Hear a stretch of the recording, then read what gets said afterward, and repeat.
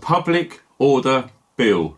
Yes, it is now live as from, I think it was the 3rd of May. Yes, 2023. So these powers are in place right now and as we go into the future. So what do you need to know? What I'm going to do now is I'm going to share this link to this information underneath this video. So please feel free to check it out for yourselves. I could sit here and read the whole lot, but it might take about an hour. It's quite in depth, okay? This is directly from the government website telling people the fact sheet about this new public order bill. So a public order bill, so public order. So you're looking at protests could turn into riots, etc. So what we have been seeing over in France, it does look like the government is preparing themselves and indeed the police and maybe armed forces as well. Like I've been saying in previous videos, I do suspect that we are going to be seeing some degree of civil unrest, especially this summertime. And we're in springtime right now. So they've got this in place literally just a day or so before the coronation of the king. Okay, so when most of the country was focused on the coronation, this literally just got put out there and that was it. But it affects a lot of people, especially if you are considering going on a protest for whatever reason. And let's face it, there are many reasons to protest in this country right now, especially the amount of change for the worse since 2020. So we're going to get straight on to this.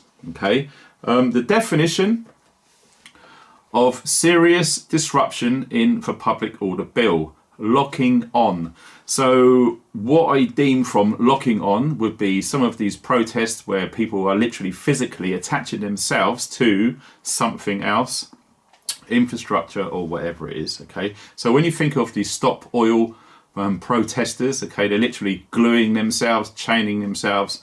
So it looks like their days are numbered regarding this bill, or indeed if people really aren't going to take this seriously and do whatever they feel they need to do anyway. Okay, but we're going to go on to the fines and imprisonments. Okay, yes, it is very serious. Okay, so what it says here, what are we going to do? Question. So here we go. You guys ready for this? This is in place right now. Okay, it's not about to happen or there's no petitions or whatever. This is live right now. Okay, this government fully supports the right of individuals to engage in peaceful protest. However, so however means what I just said, forget that. Okay, forget it. So we read on from however. The serious disruption caused by a small minority of protesters has highlighted that more needs to be done to protect the public and businesses from these unacceptable actions. Okay, so you can see the verbiage of where they're trying to put this. Okay, these new measures are needed to bolster the police's powers to respond more effectively to disruptive and dangerous protests. Over recent years, guerrilla tactics used by a small minority of protesters have caused a disproportionate impact on the hard-working majority seeking to go about their daily lives. Okay. Cost millions in taxpayers' money and put lives at risk. This has including halting public transport networks, disrupting fuel supplies, and preventing hundreds of hard-working people from getting to their jobs. Protests such as these removes police from their regular duties tackling crime in local communities. The measures in the public order bill will improve the police's ability to manage such protests and take a proactive approach to prevent such a disruption happening in the first place. Now, watch my video about the online safety bill. Okay, so they're trying to get this to stop happening in the first place. So how would they do that? Monitor private conversations online when people are organising to do protests. That's what I take from this. Okay. This in turn will ensure that the police can better balance the rights of protesters against the rights of others to go about their daily businesses and to focus their resources on keeping the public safe. Yes, they want to keep the public safe because they really care about us, the members of the public, don't they? How are we going to do it? Introducing new criminal offences of locking on and going equipped to lock on. Okay, these measures, it says this is ridiculous. These measure criminalise. It should be these measures. See, the government can't even get their pronunciations correctly and their grammar. Now that is shocking when you consider this is direct from government. These measure criminalise. Should be these measures criminalise the protest tactic of individuals attaching themselves to others. Locking on, linking arms, padlocking, tying, all of that sort of thing. Okay.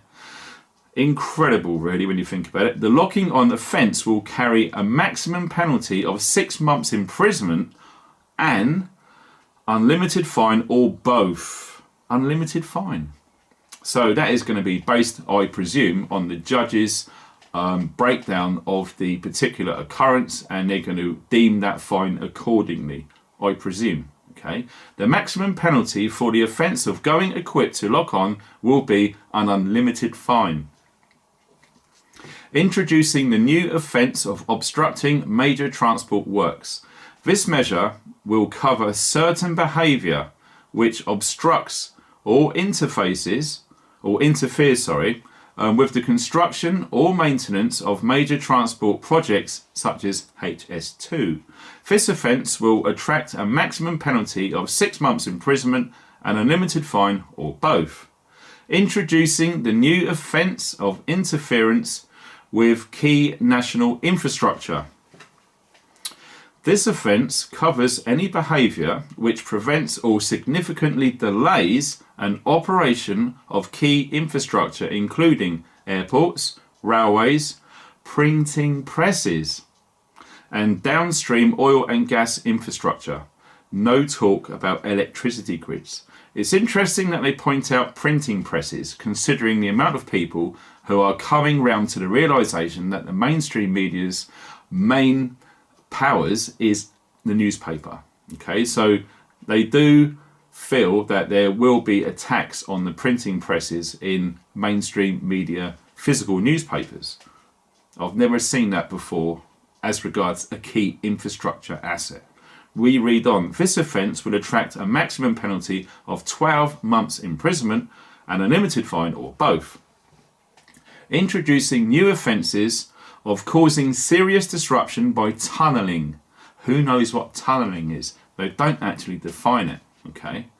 These offences will cover the act of tunnelling, which includes creating a tunnel, participating in creating a tunnel, and being present in a tunnel, where such an act is causing or capable of causing serious disruption. The maximum penalties for these offences will be 3 years imprisonment and unlimited fine, or both. A person will not be charged with an offence if they had a reasonable excuse for creating, participating in the creation of the tunnel. A reasonable excuse may include, for example, legitimate roadworks. Very confusing how this isn't clearly defined. Okay. This measure will also make it an offence to be equipped for tunnelling with the intention that the equipment may be used in connection with the offences mentioned above. The maximum penalty for these offences will be 6 months imprisonment, unlimited fine, or both. They're really starting to turn up the volume with this, because I really do believe that they are anticipating major disruption via protests, especially this summertime. Extending stop and search powers for police to search and seize objects such as lock-on devices that may be used in the commission of a protest-related offence.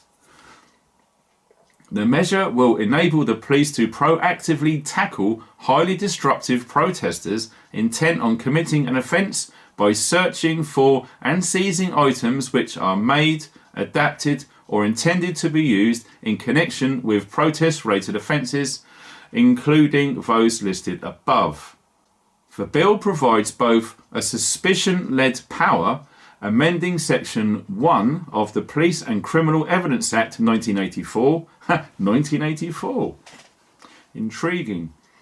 A suspicion-less power, suspicion-led stop and search is where a police officer reasonably suspects that the person is carrying an object that is made or intended for use in connection with the protest-related offence. When the suspicion-less stop and search power has been authorised, it will allow a constable to conduct a stop and search without the need for suspicion. Whoa, that's a big change, okay? Without suspicion. The power can be used when a police officer or above the rank of inspector gives an authorization for its use in a specified locally for a specified period. This gets confusing. It's almost like it's in legalese, this document. The suspicion-led stop and search power uses similar framework that can be found within Section 60 of the Criminal Justice and Public Order Act 1994 to ensure consistency in terms of police powers and safeguards. This is just incredible. Honestly, this can just go on and on and on. So what I'm going to do is I'm going to put the link directing you straight to this document which I have been reading. Now we need to consider the terms which they are trying to outline and explain in this document. Okay, going equipped. Now, if you are going to a protest this London and you suspect that the protest could turn into a riot situation, would it be safe to assume that if you are wearing or taking a gas mask in a backpack, would that be going equipped? At the end of the day, you have to consider your own personal health and safety. And let me tell you this, some of you guys who have been in the military, veterans, etc., have been exposed to CS gas and you know how it feels and what happens. So to protect yourself with a gas mask or a respirator, etc., would that be going equipped? Would Silly String, hell bent on covering up CCTV cameras and that sort of thing, would that be going equipped? Okay, all of these things, even bottles of water.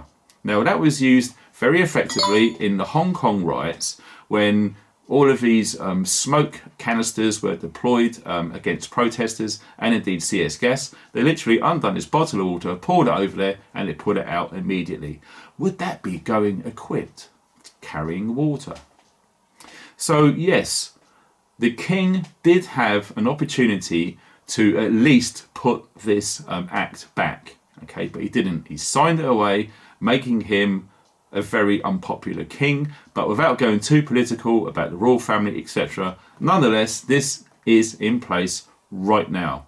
Let me know what your thoughts are in the comment section below, and if you want to send me an email based on everything that I've just talked about now, the email address is right below this video. Send away. And if you wish to remain anonymous in regards to making future videos based on this topic, your anonymity is guaranteed. You guys take care, thanks for watching, and stay funky.